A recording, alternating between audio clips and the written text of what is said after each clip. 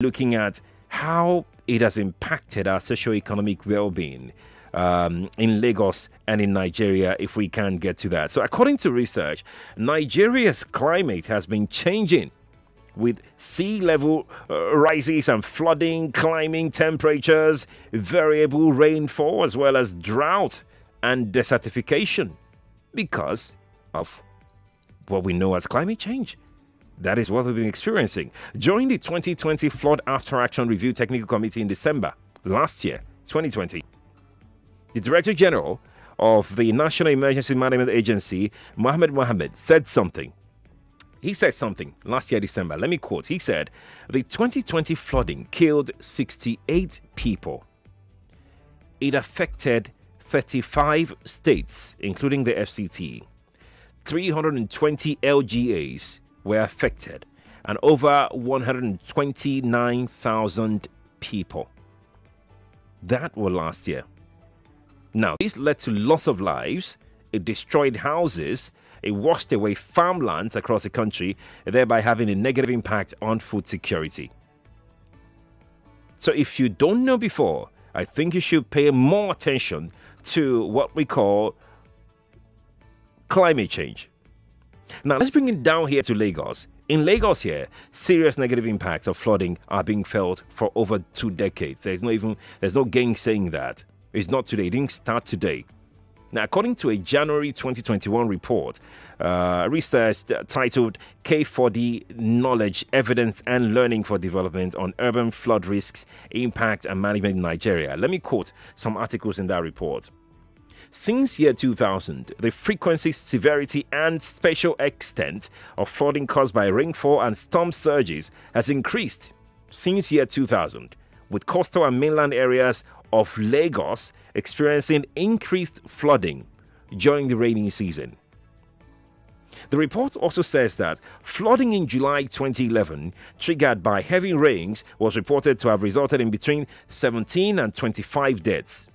Although one report mentions over 100 deaths and the displacement approximately about 5,000 people. Now, that is not the case today. It has increased astronomically.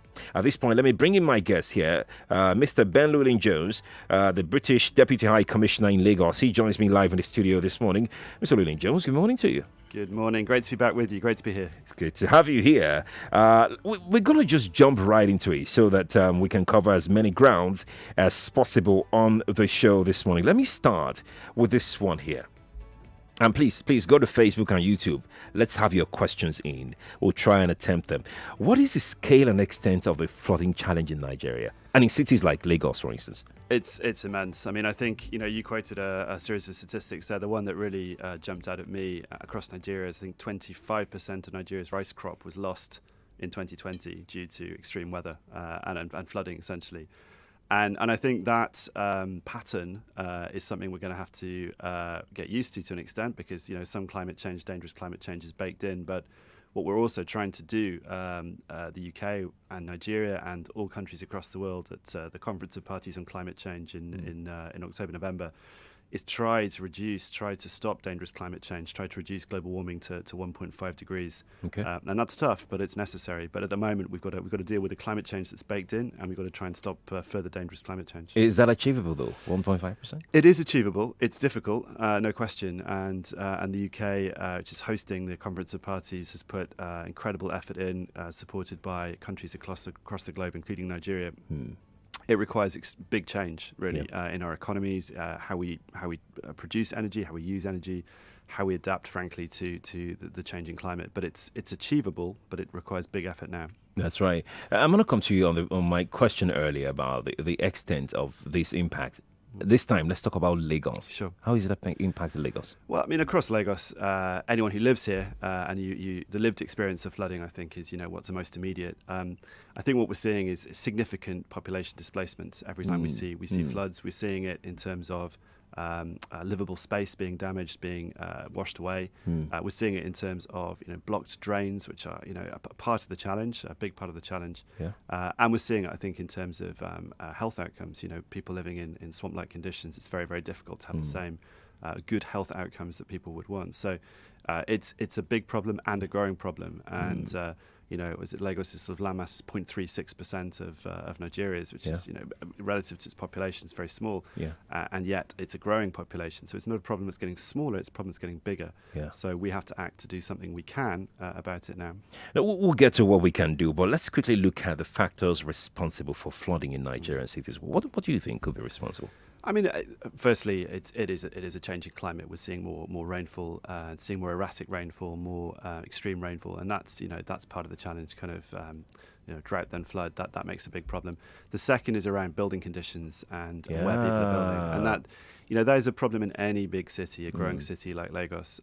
We've done some work with Lagos State Government on guidelines for how urban renewal, how urban resilience can be done. If those are signed off and approved, we hope that can help new business come in and try and build in a way that works to kind of climate resilient architecture and so on. I mean, the third, I mentioned it briefly, is drainage. Yeah. Water's got to go somewhere when it comes down. At the moment, too many drains are blocked with solid waste, with plastics.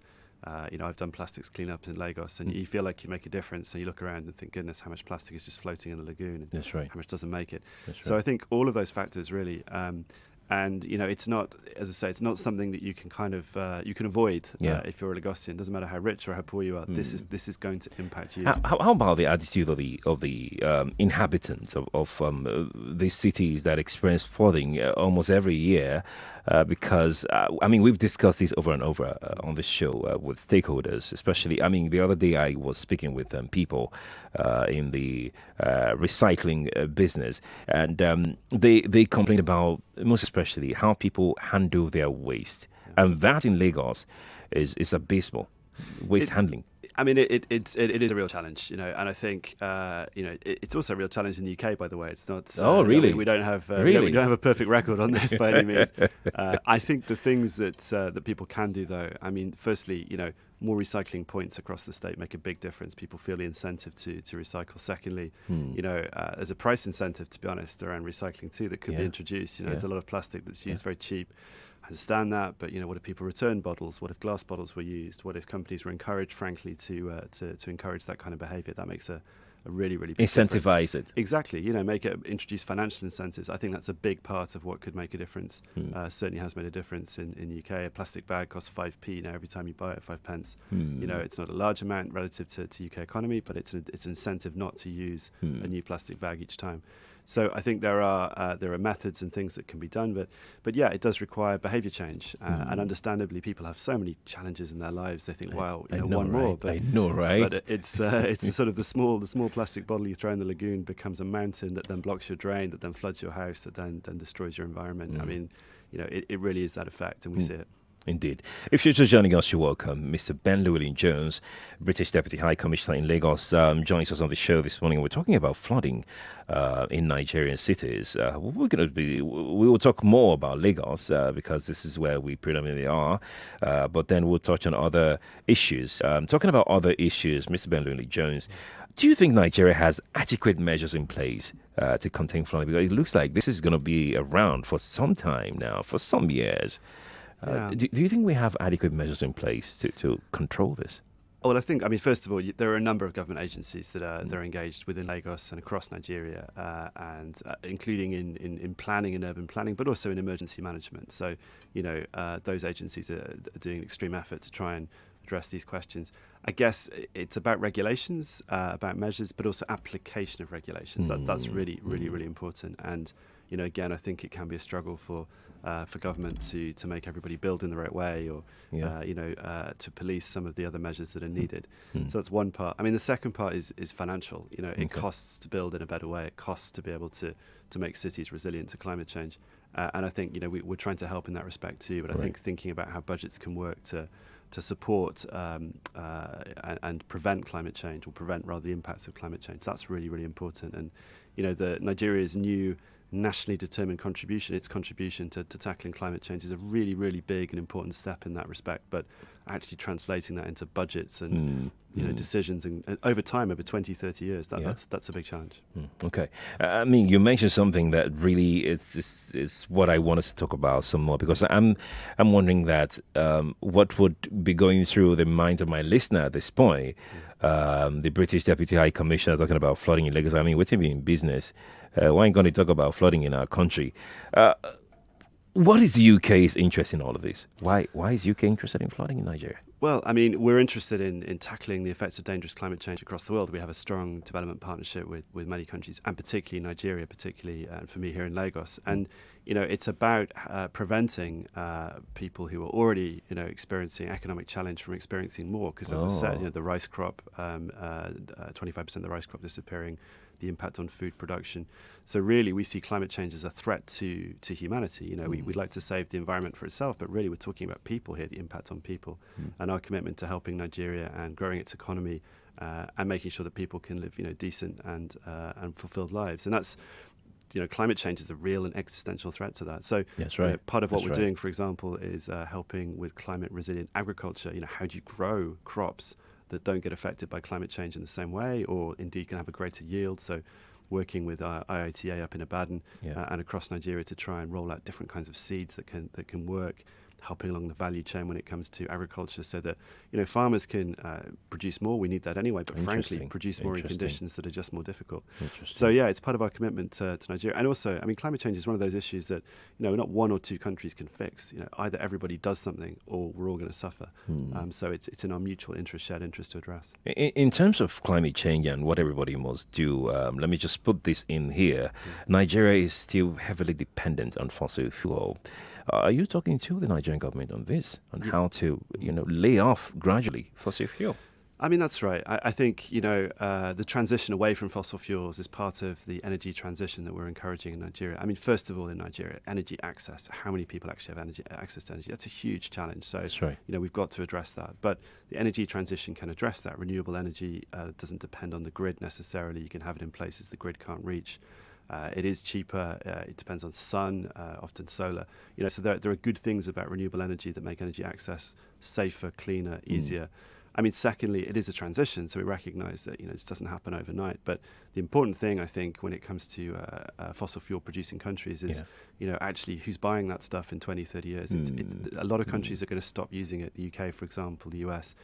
So actually producing oil, it works for now, but in time, the economy has to change because there's no consumer for that product. So, as far as we're concerned, it's important to plan for that now, plan for transition, and that's what we're talking about, and really focus on energy access. Access to clean cooking, for example, huge issue across Nigeria, particularly in the north of Nigeria. Again, that's not something that's addressed without really addressing climate change and how energy is produced for those people. So definitely a transition is what we need. Indeed. If you're joining us, you're welcome.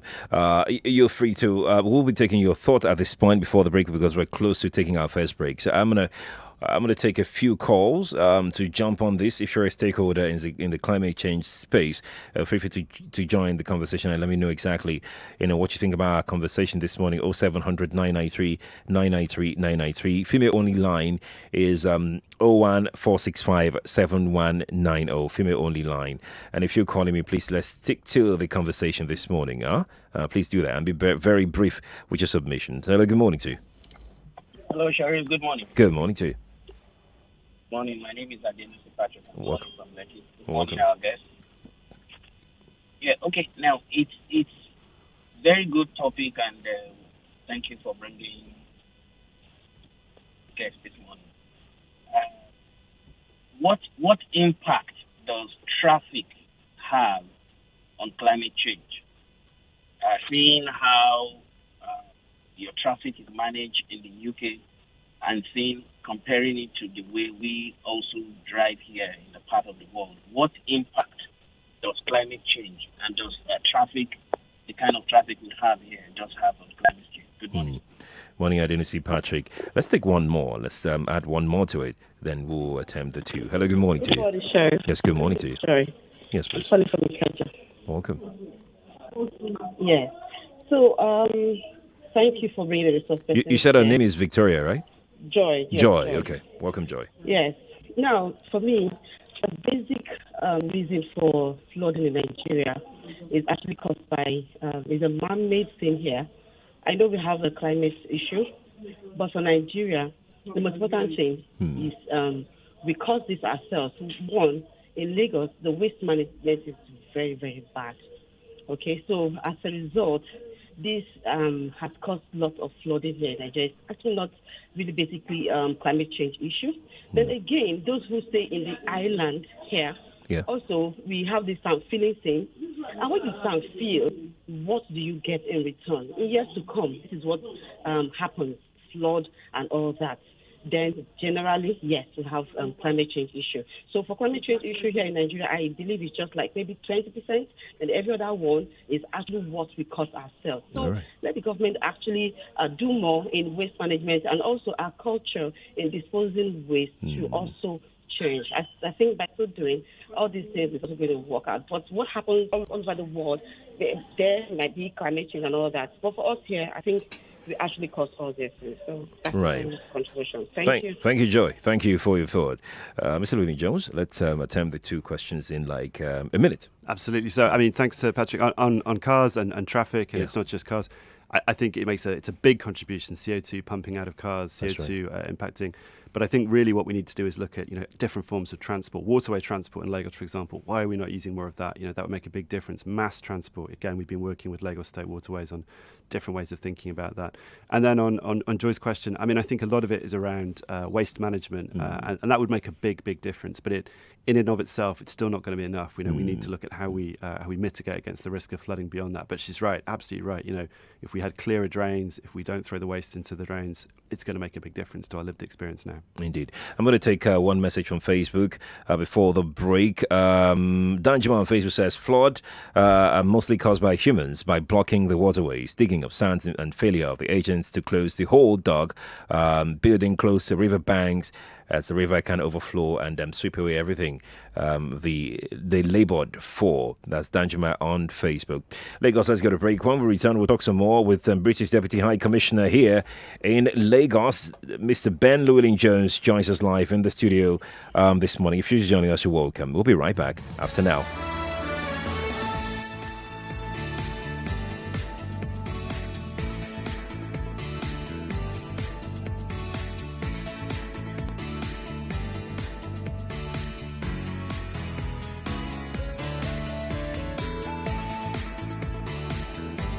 This is an infomercial. Exodus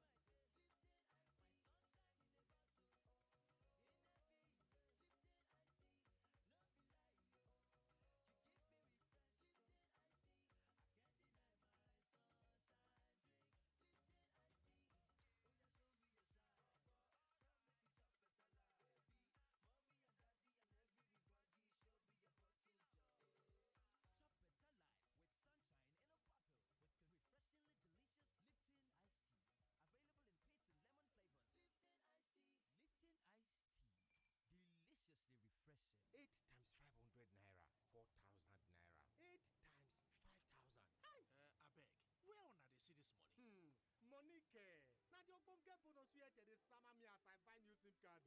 See, then they give me double data subscription plus 8 times a woof anytime I recharge.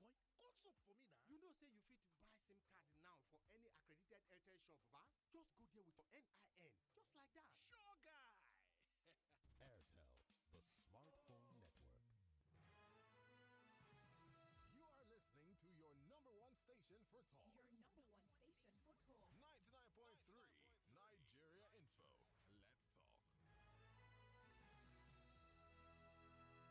talk. 99.3 Nigeria Info. Nigeria Info.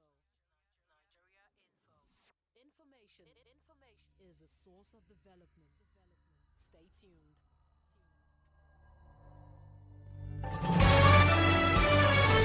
This is Morning Crossfire on 99.3 Nigeria Info.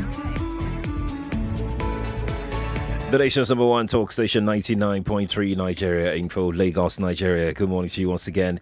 8:31 is the time from our studios this morning. We're talking about flooding with the British Deputy High Commissioner, Mr. Ben Llewellyn-Jones, who joins me live in the studio this morning. Mr. Ben, thank you again for coming through. Appreciate it. Not at all. All right.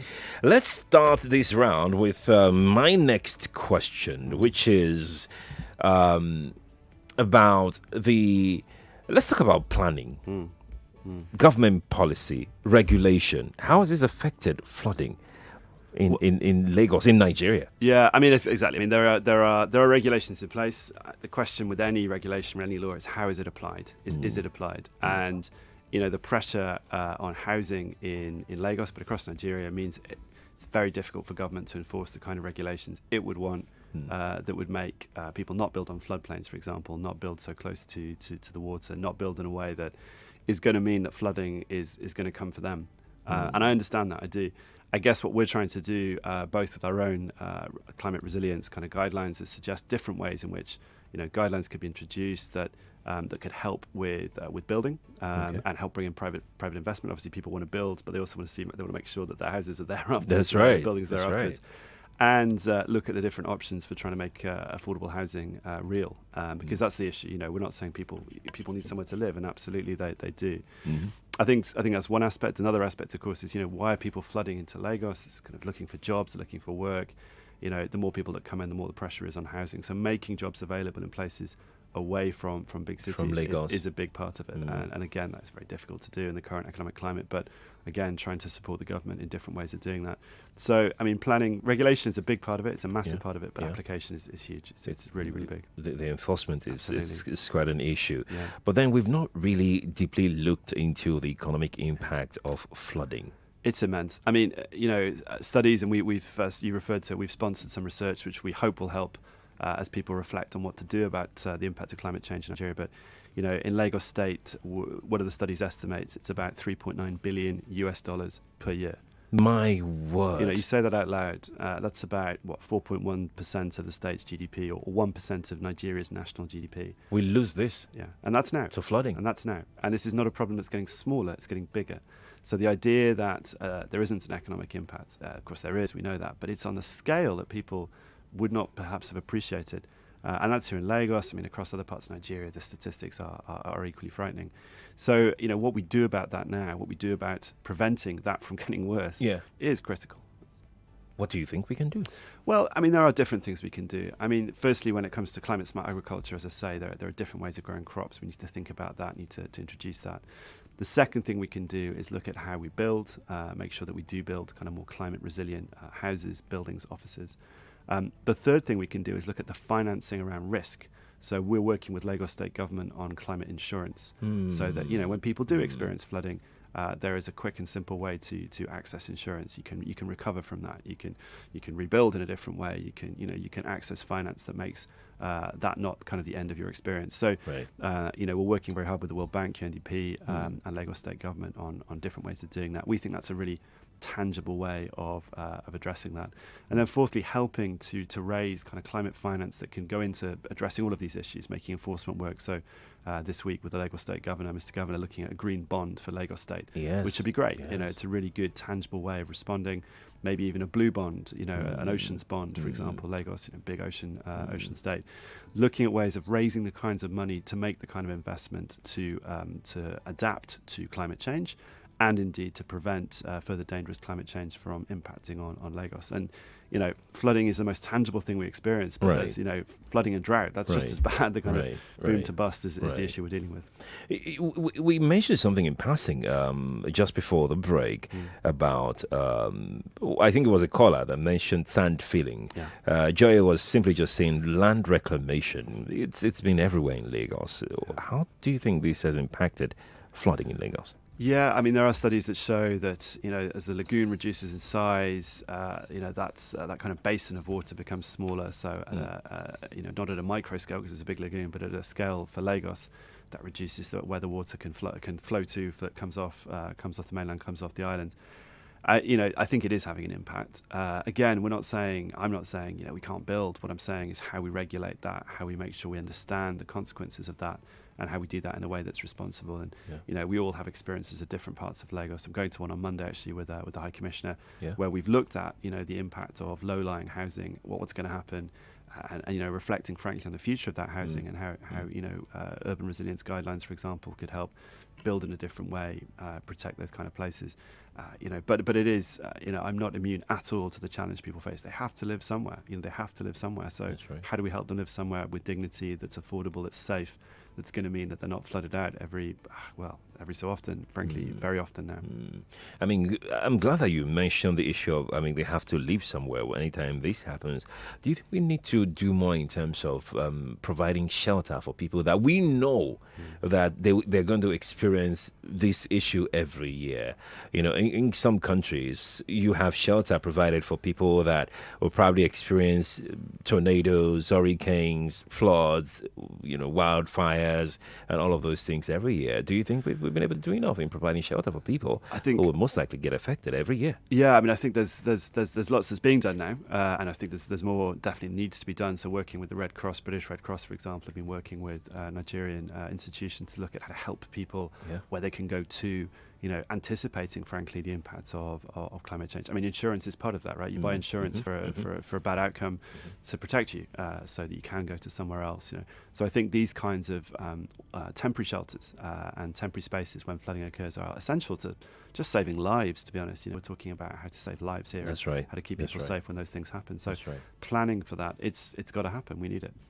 Indeed. I'm going to come to the telephone now, and I'll take your questions from Facebook and YouTube. If you got any for us, drop them. I will come and take them. But for the telephone lines, 0700 993 993 993. Female only line is 01465 7190. Female only as 01465 7190. WhatsApp is 0809 597 5805. That's WhatsApp number 0809 597 5805 on WhatsApp. I'm going to speak to Anthony right now. Anthony is a first-time caller. Let's speak with him. Anthony, hi. Morning to you. Yeah, good morning, Sheriff. Good morning. And good morning to the High Commissioner, too. Good morning. Yeah. Okay, so contribution first. I think what we get from flooding in Lagos is essentially caused by plastic, by the plastic that clogs up in the drains. And simplicity speaking, you can just say, can we just ban plastic? And it's not even such a viable way because plastic is a means of commerce. Many people actually livelihoods depends on that plastic. So if I would say something, I'll say recycling has to really be upped. There's some recycling that goes on in Lagos, but is not enough. I don't even think they're scratching it yet. I would say in every ward, there should be a recycling hub. That will really help plastic. Okay. If we take plastic out of the way, then we can deal with other things, making the drainages better and any other kind of regulation.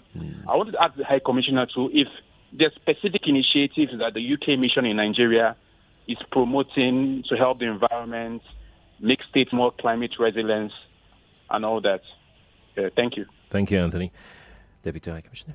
Yeah, no, thanks, Anthony. I mean, really, really good thoughts on plastic. So, I mean, there are British companies working, for example, around waste here in Lagos, West Africa, and ENRG Energy, who are looking at recycling, how to turn that plastic into energy itself, into goods and products. And I think we just need to see more of that, the scale of that. You know, you go to the Lagos dump site and, you know, it's huge and you think, goodness me, what can we do? And the truth is we need to create a circular economy where plastic goes back into the economy and it's part of the value chain, you know. So when people recycle, it's not just something they have to do, it's something they want to do because there's a financial incentive to doing it. And that's, I think, something that, you know, again, Lagos State Government's committed to. We're committed to finding companies to come in and realise that and make that real and make that financially viable. That's a big part of what we're trying to encourage. I mean, secondly, absolutely, more broadly than that, you know, Nigeria signed up to the Commonwealth Clean Oceans Alliance, which is a good thing, looking at different ways of reducing the amount of plastic that's, you know, thrown away, certainly thrown into spaces that it then clogs up drainage. But to be honest, reducing the amount of plastic, I think that's really, really important. And, you know, one-use plastic, single-use plastic, that's something that across parts of the world is simply being phased out or banned completely. You know, we have recyclable water bottles in the British Deputy High Commission, for example. You know, when I'm lucky enough to go to a gym, when I do, I bring my recyclable cup. I don't use the plastic cups that are there. You know, these sound like small things, and they are, but, you know, small things done by millions of people are massive things. And I think it's that kind of change we need to encourage and incentivize and help with. Fantastic. We're going to speak with Aigbe now. Aigbe is in first stack. Oh, I think Aigbe is gone. 8:41. Let's jump on another call. Hello, good morning to you. Good morning, Sheriff. Yes, good morning to you. Yeah. I want to talk about the issue of plastic. Please go on. It is ironic that we are in an administration that seems not to understand what to do with plastic. I remember during the first time of the present president, Muhammadu Buhari and the Diagbon, they made it compulsory that manufacturers of plastic, whatever, create refuse bins in so many junctions around where they themselves will have the responsibility of placing those empty bottles in those plastic bins. Of course, the citizenry were encouraged to also use those bins to dispose of plastic. At that time, the streets of Lagos was quite clean. Okay. This is the same person heading our government now, and no idea like that at all. I don't understand what democracy is all about. All right, thank you for your thought. We're going to speak to Aigbe now. Hi, Aigbe. Morning. How will us that call? Aigbe, do call us back again. That was the second time you would call. We'll us that as well. I'm going to try one before I come to. Okay, that's it. It's a cue for me to go to WhatsApp. It's a cue for me to go to WhatsApp. But I see the female lines are blinking. I think we should take one or two female calls. Hello, good morning to you. Hello, at last. Oh yeah, you're here. Yeah, as regards to the plastic, I don't think there are so much problem. It's a gutter there with sand. When the rain falls, it carries a lot of sand on the surface and deposit inside the gutter. And then even the plastic flow on top of the gutter. But the sand that is in the gutter, water carry it. Instead of the environmental sanitation, to employ labor at least once in a month to remove those sand and hard objects, concrete that the people who are inside the gutter, remove it and pay this less privilege. They don't want to spend money. They are banking it for who? Only God knows. You know, and it is not the plastic that is really the matter now.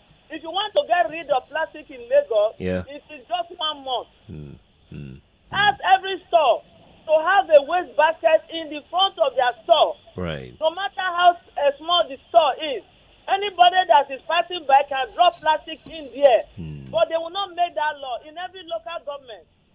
You know, those common laws to affect the environmental sanitation, they ignore it. And then people selling on the main road, is that climate change? You leave your shop, the whole load on the shop, you will pack it on the walkway. One person cannot be quarreling with it. Oh, that is environmental hazard. So the government should know what they are doing, or the local government with a particular reference to environmental sanitation department. Right. Cannot do anything at all. Thank you, Aigbe, for that call. We're going to jump on another one, a female caller. Hello, good morning to you.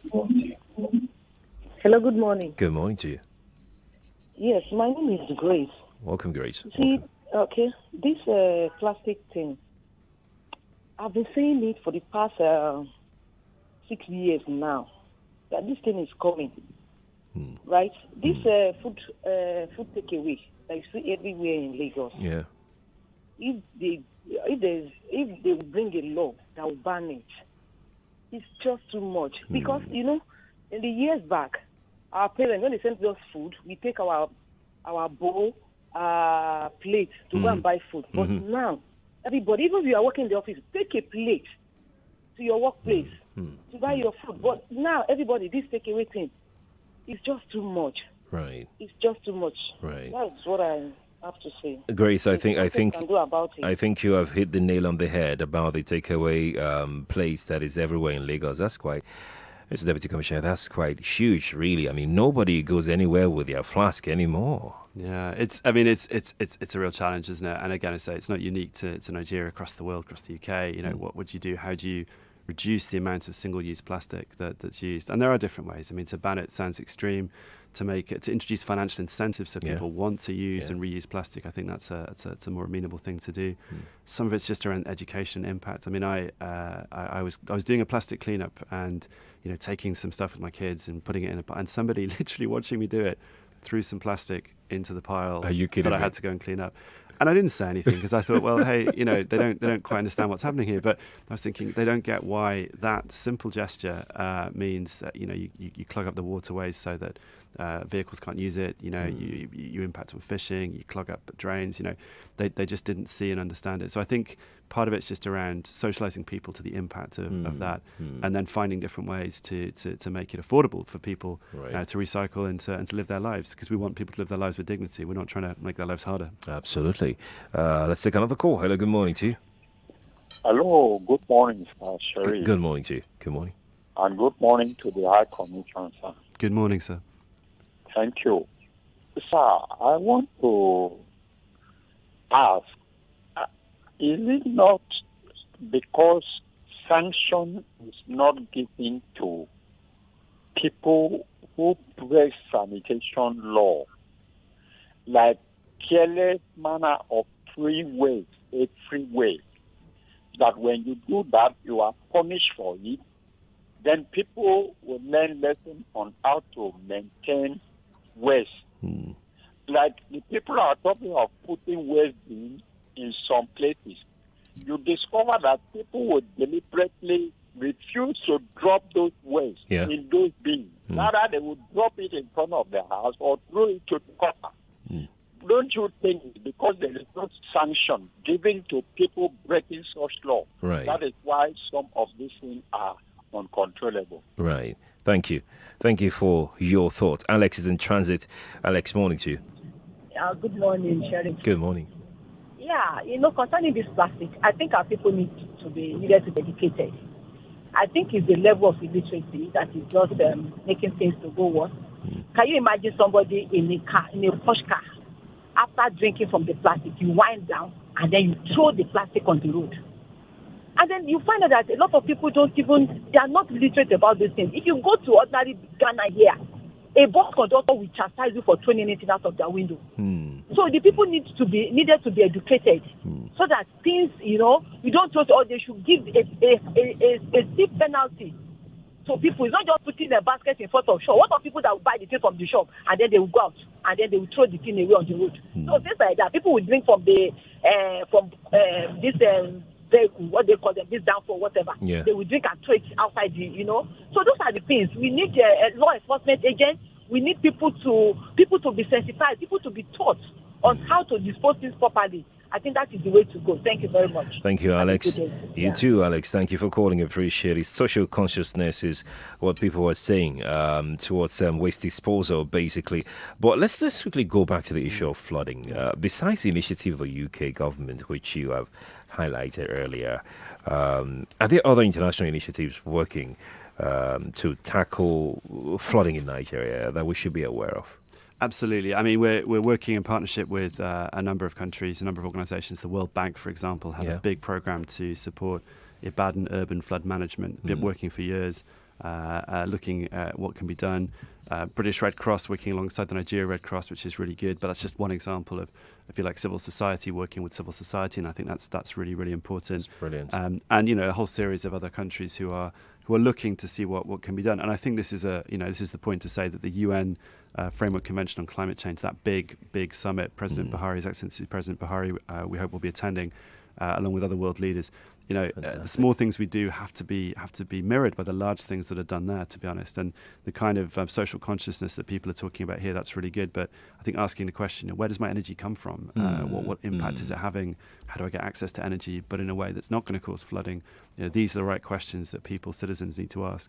How do I make this Nigerian nationally determined contribution plan actually come into being? What is it I need my government to do? That accountability, I think, is key to making these commitments stick. Because we've seen dangerous climate change already, if you like. 1.5 degrees could have been 1 degree's worth of climate change, but it's not. It's going to be 1.5. It can't be 2. It can't be 2.5. Can't be 3. How much worse can things get? We can't let them get worse. It's what we do now and what we ask our leaders to do that makes a difference. Is the global community entirely together on climate change? I mean, I think there's a commitment to tackling climate change for sure, but I mean, the kinds of issues that your listeners have raised, what does this mean for me economically, personally? Yeah. How do I live my life? What about my children? I need them to go to school. I need to use plastic. These are all issues that resonate across the country, whether you're in the US or China or the UK or anywhere. And I guess what we're trying to do is chart a path that shows balance, but also helps people eventually get to net zero. Yeah. And mean that they can live their lives with dignity. The reason I asked that, sorry, Honourable Deputy Commissioner, the reason I asked that is some people still don't believe in climate change. Sure. I mean, there are people who don't believe in climate change. I mean, I think they are significantly fewer in number. And I think, one of the bad things about climate change is that we're seeing the effects now. Flooding is very real to people, as we've heard. Yes, it is. So it's harder to say, well, that's just normal, isn't it? Of course it's not normal. People who know the rains in Lagos say to me, this is not normal. We're experiencing extreme rains at different times. But there are people who don't believe. But I think the scientific community is absolutely aligned. The only question now really, I think, is how leaders, how governments, how people, individuals respond. And that's what we need to do. Mr. Ben Llewellyn-Jones, British Deputy High Commissioner in Lagos, thank you so much for joining us. Thank you very much. Today. It's always a pleasure. It's always a pleasure having you on the show. It's like time flies by anytime we chat here with you. Thank you so much for coming around. Thank you again. Bye. All right. Lagos, Nigeria, that's our show this morning. You can join us again tomorrow morning at 5 for Hot Takes. We will be more Adewuni. I'm Sheriff Quadry. I'll see you again on Monday. Bye for now.